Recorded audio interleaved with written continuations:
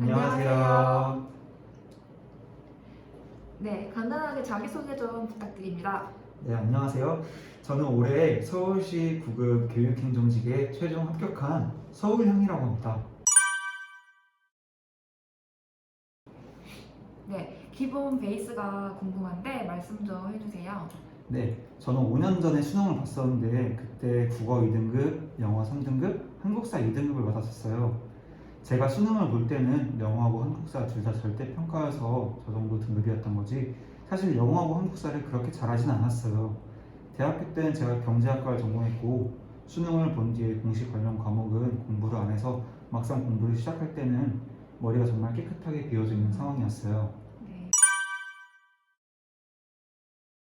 네, 그러면 처음 공부를 시작할 때 시험에 대한 정보는 어디서 수집했는지 궁금합니다.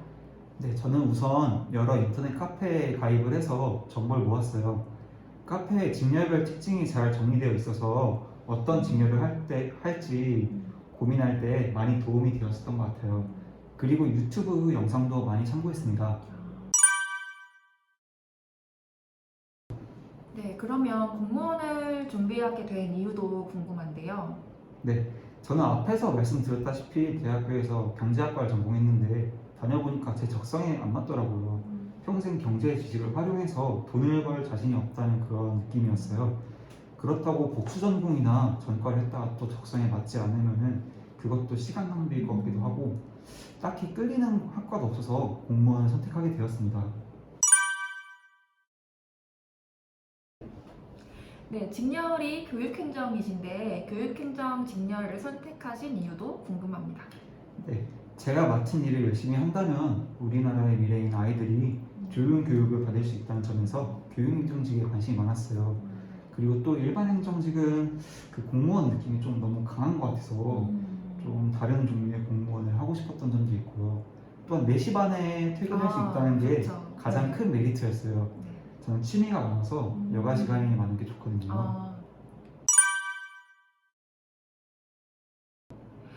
아, 근데 교육행정 직렬은 경쟁률도 굉장히 높고 또 커트라인도 다른 직렬에 비해서 굉장히 높은 점수대인 걸로 알고 있는데 그럼 하루 공부량이 어떻게 되는지 궁금합니다. 네, 저는 대학교 4학년부터 공시 생활을 시작해서 1년 동안은 학교 수업을 병행하면서 공부해야 하는 상황이었어요. 게다가 수강해야 하는 강의도 많았고 졸업하기 위해 자격증도 따야 되는 상황이어서 1년 동안은 하루에 8시간 정도 하면은 많이 하는 거였어요. 평균적으로 한 6, 7시간 정도 한 것 같아요. 겨울 학기가 끝난 후에는 하루에 8시간씩 했고 2월에 졸업식이 끝나고는 하루에 10시간은 꾸준히 했던 것 같아요. 근데 4월부터 공부량이 좀 줄어들죠. 국가직 필기를 합격을 해서 나태해진 것도 있고 면접 준비도 하느라 좀 공부량이 많이 줄어든 감도 있는 것 같아요.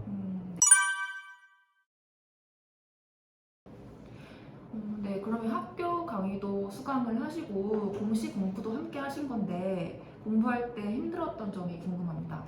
네, 제가 살찌는 거에 예민한데 운동할 시간이 따로 없어서 먹는 걸 조절해야 된다는 점이 가장 힘들었어요.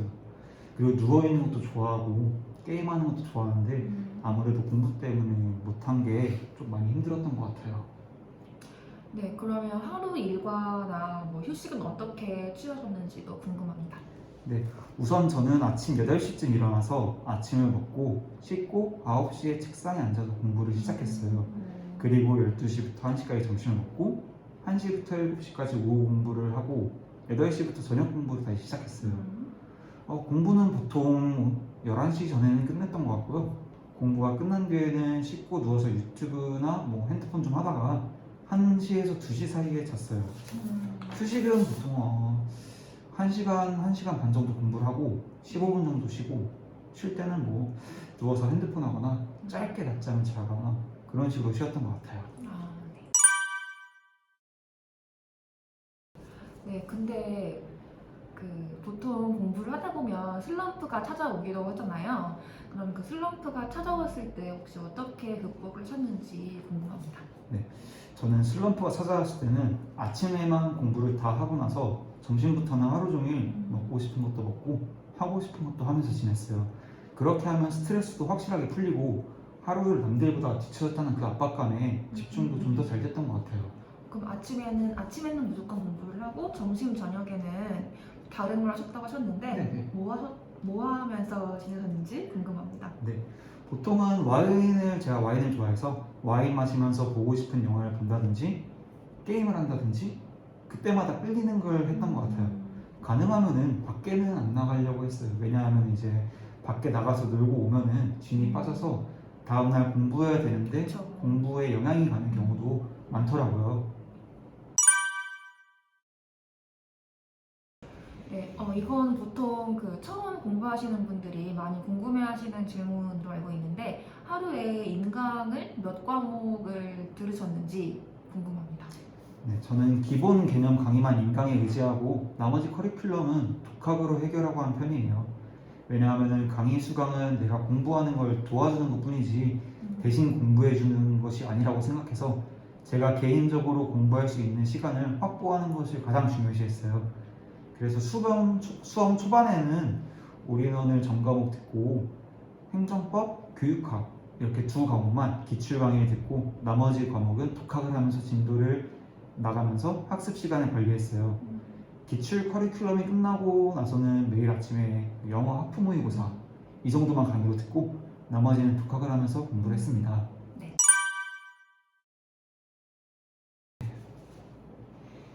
네, 현실적인 질문인데 수험 기간 동안 비용은 얼마 정도 들었는지도 궁금합니다. 네, 저는 집에서 공부를 해서 사실 그렇게 많은 비용이 들진 않았어요. 우선 모 사이트 프리패스로 한 140만 원 정도 결제를 했었고요. 교육학을 학원 강의 들어서 두 달에 30만 원 정도 주기적으로 지출했어요. 그리고 차비, 생활비, 책값으로 한 달에 20만 원에서 30만 원 정도 썼던 것 같아요. 그 외에도 물론 좀 더 썼겠지만 제가 공부하는 동안에는 옷을 별로 사 입지도 않았고 술도 따로 많이 마시지 않아서 비슷할 것 같아요. 네, 그러면 프리패스 강의를 아까 끊으셨다고 했는데 인터넷 강의의 장점과 단점 좀 어떻게 좀 설명해 주세요. 네, 우선 인터넷 강의의 가장 큰 장점은 아무래도 배속이 가능하다는 점 같아요. 그렇죠. 저는 인터넷 강의를 들을 땐 보통 1.5배속에서 한 1.8배속 정도 들었는데 그만큼 빠르게 강의를 들을 수 있으니까 시간을 절약할 수 있다는 점이 가장 큰 장점이었던 것 같아요. 네. 그리고 이해 안 되는 부분은 이제 대강기로 다시 한번 들을 수 있다는 점도 가장 좋았고 내 상황에 따라서 그러니까 강의를 들은 그 스케줄을 조절할 수 있었던 게 좋았던 점 같아요. 단점으로는 아무래도 학원 강의보다는 강제성이 떨어지니까 그쵸. 집중이 좀 덜 된다는 점, 네. 그리고 궁금한 게 있더라고 해도 바로 질문하기 어렵다는 점, 그 정도가 있는 것 같아요. 요즘 인터넷 강의가 워낙 잘 돼 있으니까 의지만 있다면 인터넷 강의를 적극적으로 추천해드리고 싶어요. 네, 그러면 교육학은 따로 학원에 직접 가셔서 수강을 하셨다고 하셨는데 그 현강의 장점과 단점도 좀 알려주세요. 네, 우선 모르는 부분이 있으면은 선생님한테 피드백을 빠르게 받을 수 있어서 답답한 점도 없고 좀 더 자세하게 질문하고 답변을 받을 수 있다는 게 그렇죠. 아무래도 실강의 가장 큰 장점 같아요. 그리고 학원 강의가 확실히 인터넷 강의에 비해서 집중이 잘 되더라고요. 저 같은 경우에는 교육학 한 과목만 학원 강의를 들어서 일주일에 2번 4시간 정도 수업을 들었는데 확실히 인강에 비해서 집중이 더 잘 됐어요. 단점으로는 아무래도 학원비, 그리고 학원 가는 시간, 그리고 인터넷 강의에 비해서 이제 배속을 못하다 보니까 느린 수업 속도 이 정도가 단점으로 될 수 있을 것 같아요. 네, 앞서 인터뷰에서 그 집에서 공부를 하셨다고 말씀을 하셨는데 네. 그러면 스터디 카페 같은 밖에서 공부하는 것에 비해서 집에서 공부를 하면 어떤 장점이 있는지 궁금합니다.